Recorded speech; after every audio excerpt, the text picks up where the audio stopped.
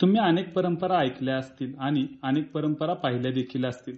मात्र सातारा जिल्ह्यातील सुखेड बोरी या दोन्ही गावांची एक अनोखी 200 वर्षापासून चालत आलेली परंपरा आहे. ती म्हणजे गावाच्या वेशीवर उभे राहून या दोन्ही गावातील महिला एकमेकांना तुफान शिवीगाळ करतात.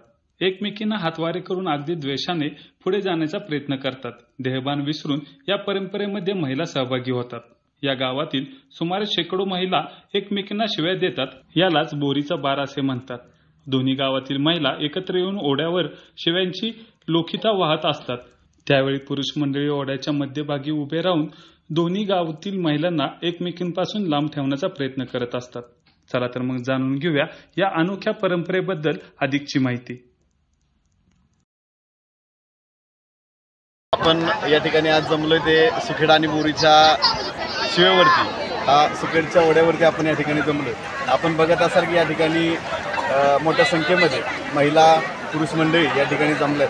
पूर्ण महाराष्ट्रामध्ये तर भारतामध्ये देखील ज्या सणाचं, ज्या उत्सवाचं नाव आपण या ठिकाणी ओळखतो तो म्हणजे आगळा वेगळा असा शिव्या देण्याचा बोरीचा बार.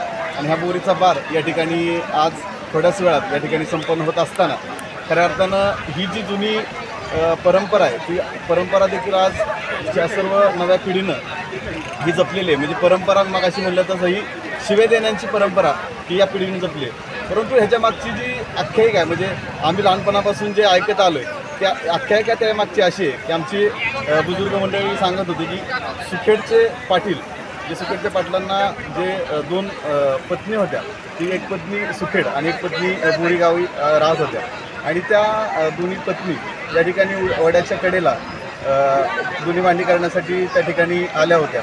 आणि त्यांच्या दोघीमध्ये खूप मोठा वाद झाला, भांडणं झाली. आणि त्या भांडणातनं त्या या ओढ्यामध्ये वाहून गेला. आणि तो दिवस म्हणजे आजचा हा नागपंचमीचा दुसरा दिवस हा त्यावेळेचा तो दिवस होता. आणि त्यानंतरनं ही आख्यायिका पडली आणि नागपंचमीच्या दुसऱ्या दिवशी हा बोरीचा बार एक वेगळ्या पद्धतीनं शिव्या देऊन हा बार या ठिकाणी साजरा केला जातो. बोरीचा बार सुरू होण्यापूर्वी या दोन्ही गावातील महिला ग्रामदेवताच्या मंदिरासमोर एकत्र येतात. तेथून या महिला जिम्मा, फुगडी, फेर धरत ओढ्यापर्यंत जातात.